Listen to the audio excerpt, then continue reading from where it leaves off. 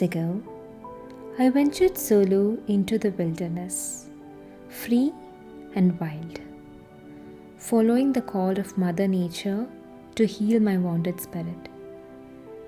It was just the forest, mountains, animals, and me, with my messy hair, dirty feet, wild water on my skin, and sparkle in my eyes. In this journey, I experienced both bliss sitting on top of the clouds and heart-aching breakdown sitting on the laps of an ancestor tree at the forest floor. I felt empowered and I also felt bent down. But at the end, what mattered the most is I experienced a soulful journey worth telling all of you.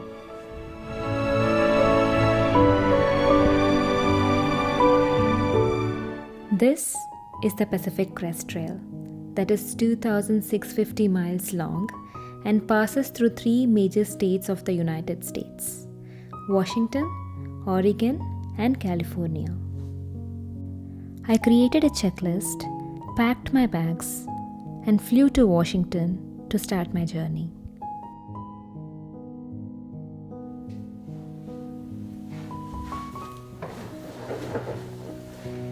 It was 1 p.m. on July 1st, 2019. I was standing on the trailhead wearing a heavy backpack and quite puzzled what I have signed up for.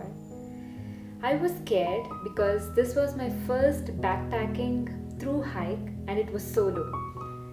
I was keeping an eye out for the wild animals.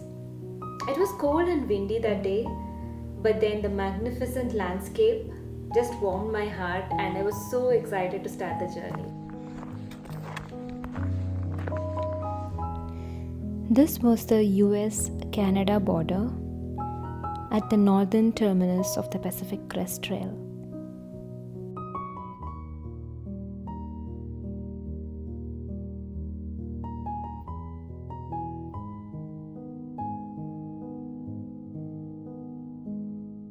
The trail was 2,660 miles long and my plan was to hike until my heart wished and longed for. I did not have any hard goal or a destination to reach.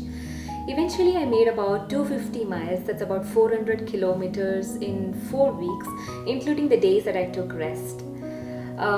So on an average, I hiked about 12 miles per day, that's about 20 kilometers per day.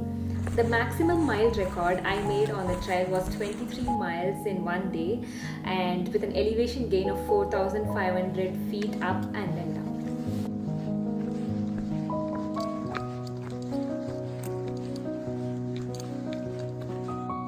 Okay, this is the trail, but it's blocked by trees. Many ask me, how did I carry food for 4 weeks? The PCT hike is structured in such a way that every 5 to 7 days, one would reach a town or village to resupply food. Before I started my hike, I shipped my food boxes from Arizona's post office to all the towns and villages. I used to carry 5 to 7 days worth of food in my backpack, and after completing each section I used to reach that town or village where I was getting my food from the post office and restocking my food bag. Cooking food was really fun. I had a small stove and a gas tank to cook hot meals on the trail. I used to eat energy bars for my breakfast and I used to cook hot meals for my lunch and also for my dinner.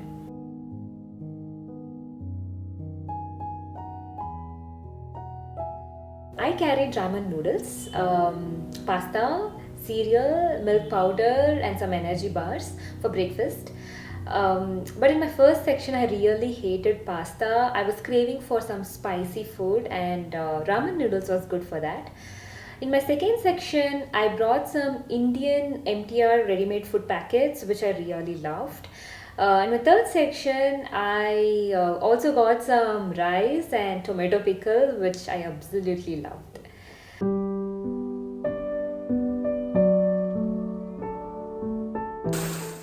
I filtered the water that I fetched from the creeks, rivers, and lakes.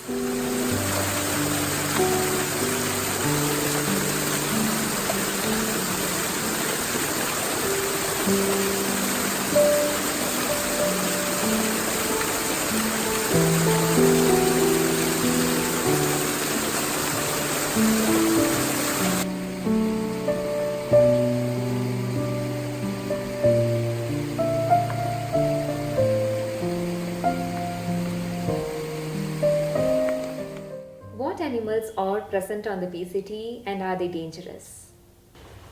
Wildlife is abundant as the PCT weaves through the habitat of rattlesnakes, bears, mountain lions, marmots, deers, coyotes, and various other animals, and a lot of birds as well. But are they dangerous? According to me, and also according to the statistics, the percentage of animals attacking the hikers on the PCT is very, very less compared to various other dangers like lightning, like cold and hypothermia, and also river crossing. And mosquitoes are too much of a pain than anything else.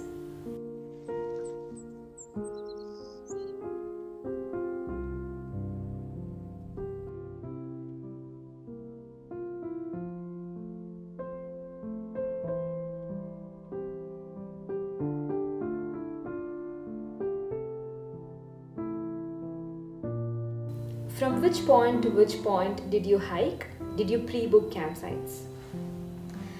Pacific Crest Trail has backcountry kind of camping, which means you can camp anywhere, just following some of the rules that are set by the Wilderness Committee. No, you don't have to pre book any campsites. How was the solo camping experience in the wilderness? The first few nights I camped in the wilderness was quite challenging because I used to wake up to every sound that I heard just to make sure that there are no wild animals around. But then soon I realized that not all the sounds that were made by the animals. Sometimes on a windy night, my tent flaps would make a weird noise that almost feels like a baby bear sound. One night, a funny thing happened. It was a full moon night, and I was in the tent. It was cozy. I pulled the down sleeping bag that I had until it covered my face, and I went to sleep. My sleeping bag was super light that I would not feel the weight on my face. It was almost like a thin slice of paper touching my face. Immediately, I heard an animal walking closer to my tent, and then I felt it walked towards my food bag that was hung on a tree. Yet again, I felt it was quickly approaching my tent. I thought to myself that I have to get ready to handle this situation. I took the sleeping bag out of my face and opened the tent zipper to see who was visiting me. To my surprise, there was no one. I went into the sleeping bag again and covered it until my face. Here is the idiotic part. It was actually my eyelashes touching the sleeping bag that was making a noise which sounded exactly like some animal was walking. After a few nights, I got used to all the sounds and I felt very comfortable sleeping among the trees and animals in the wilderness. I met a few interesting people on the trail, and two of the most memorable people are Alex, who lives in a van and has hiked PCT twice before, and Herta, who hiked 13 miles with me during her overnight trek to a nearby town.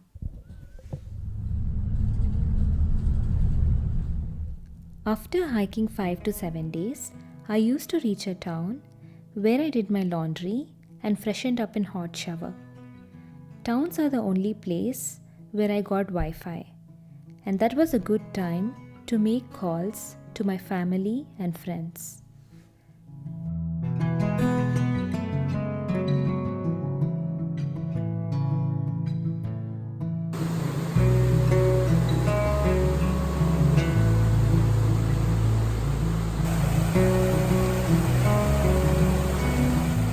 There are a lot of beautiful rivers, creeks across on the Pacific Crest Trail, and on some days we will have to cross some rivers and creeks in order to get to the other side of the trail. One such day, I saw a big river separating the trail, and I had to cross the river. I really got so excited because it was a new kind of challenge and adventure for that day. So I changed my regular shoes and put on my water shoes and got into the water. The water was freezing cold. I could not even stand in the water for 5 seconds. So instead of taking the regular route, I went off trail and tried to see if there is any easier path to cross, because the regular route, the water would come until my hip, and since the water was freezing cold, I chose the other option. I saw a fallen tree stretched until half of the crossing. I thought it's going to be easy, and I got on the log. And after I got on the log, I realized that I made a wrong choice. It actually made the crossing much more difficult. The log was not stable, and I was afraid it would knock me off into the gushing river. I slowly managed to crawl on the log, but two of my water bottles fell into the river. I held on to the log on one hand and used my other hand to grab the water bottles, but I managed to get only one water bottle and the other one was lost. After reaching the end of the log, I got down and crossed the rest of the river as quickly as possible to get down with the freezing cold water.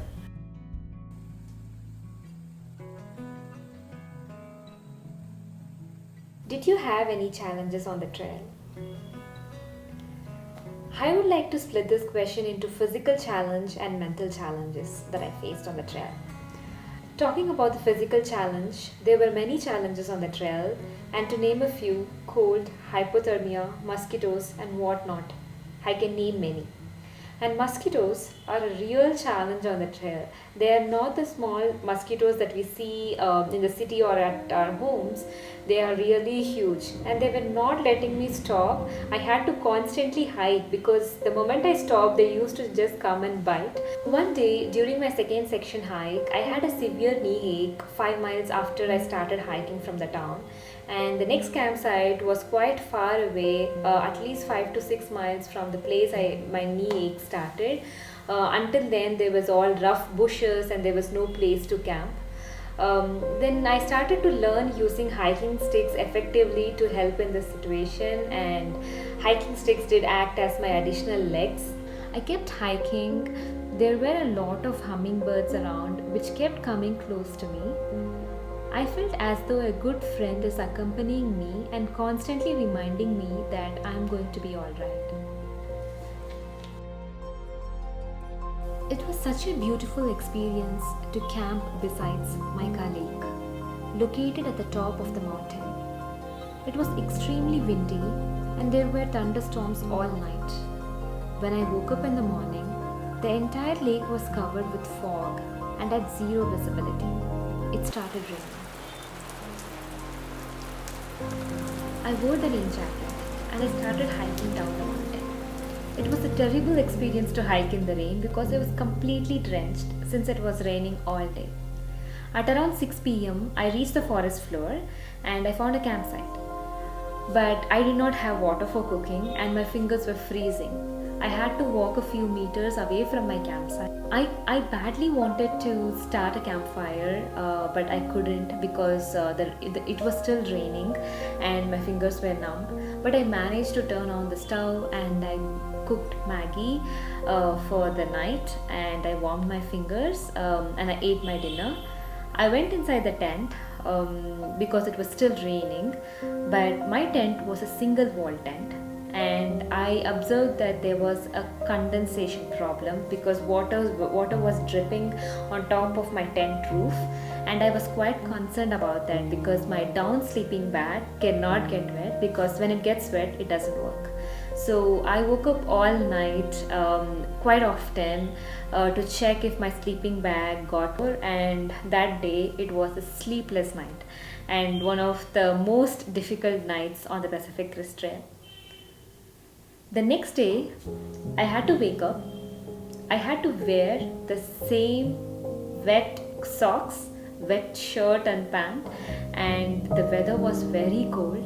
You can imagine it was a nightmare to me, but I tried to not think of any negative thoughts and I wore them and I started hiking. That day at around 3 p.m. I saw sun coming out. It was one of the most I was so happy to see the sun, and so I stopped and I took my stove out and I started cooking for that afternoon. While I was eating, I saw a deer. She was on her way to a stream nearby. The evening was pleasant and I tried to sleep well that night. Not all the days on the Pacific Crest Trail are happy, beautiful, adventurous. There were a few days, especially one day, I was mentally exhausted. The trail was extremely narrow, the climb was steep, there were a lot of bush plants, and my foot was getting tangled with the plants quite often.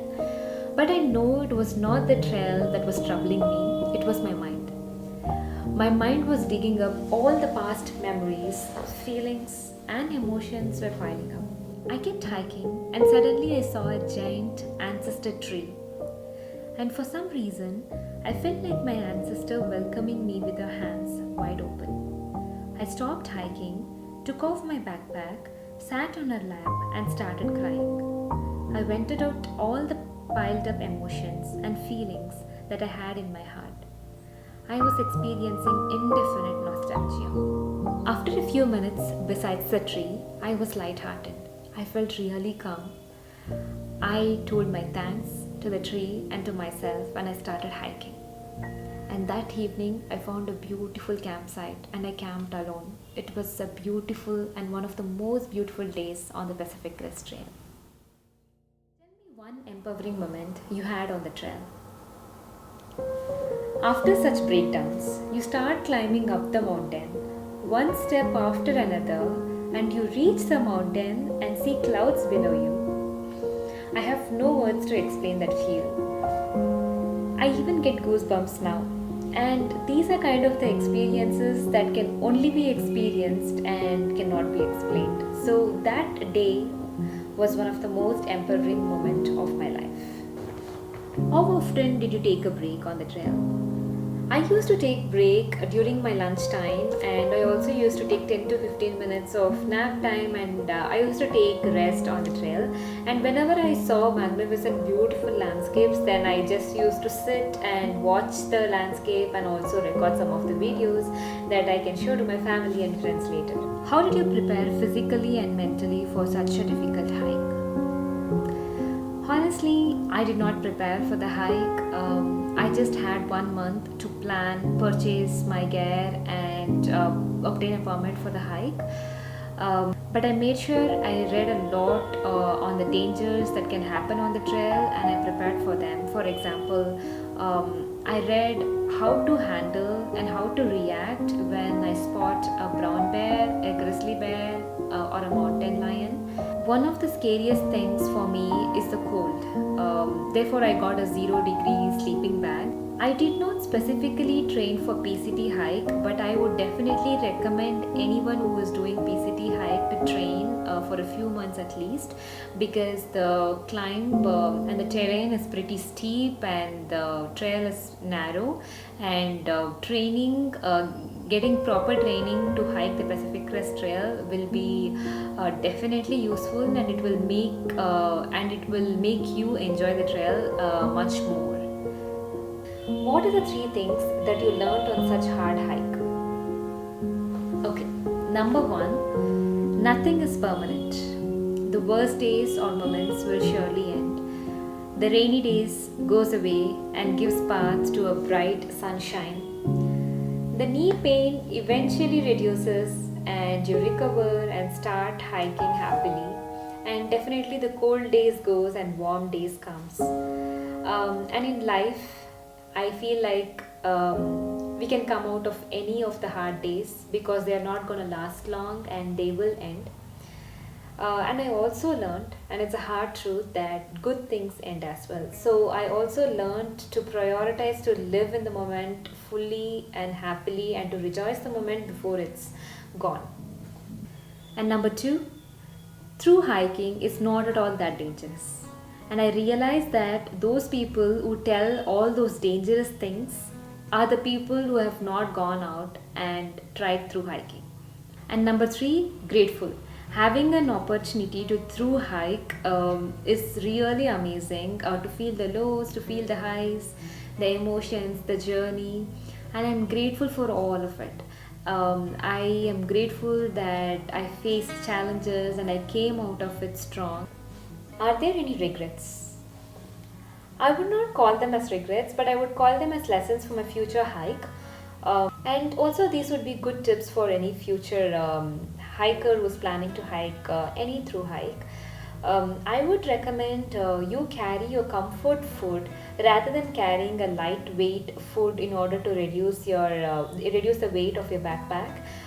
Food plays a very important role while through hiking, so carrying your comfort food that you eat in general is very important. And carry a full size and a very good sleeping pad. Don't give up on that. Sleeping pads are very important to keep you warm inside your tent. And if you're carrying water bottles, do carry a water pipe that comes from your water bottle, because it's very difficult to remove your bag and take your water bottle and take a sip of water. So carry a pipe with your water bottles. And mosquito net is must. Without that, do not do hiking on PCT. Mosquitoes are really a big pain on the trail.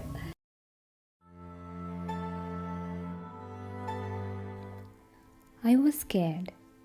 I was indeed terrified before I started my journey.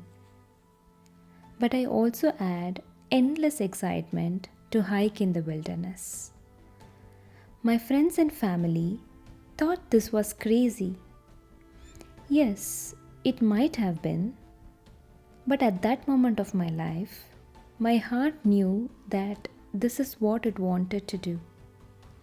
Deep in my heart, I just knew that I was going to be okay.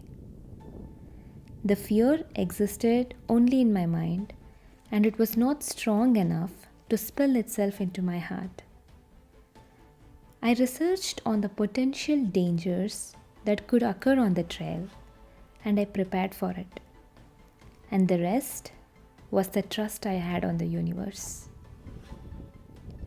I let my heart run free in the wild, and the only thing I held on to is the mantra, just be, high or low, experience it all. I did not face any dangers on the trail. I felt very safe on the Pacific Crest Trail than any other city I have visited in the world. I belonged to the stars and the wilderness. I danced among the trees and flirted with the wind. I am the girl of the wild, with thorns stuck on my skin and wildflower on my hair. This is Divya, and this is my story on the Pacific Crest Trail. Thank you so much.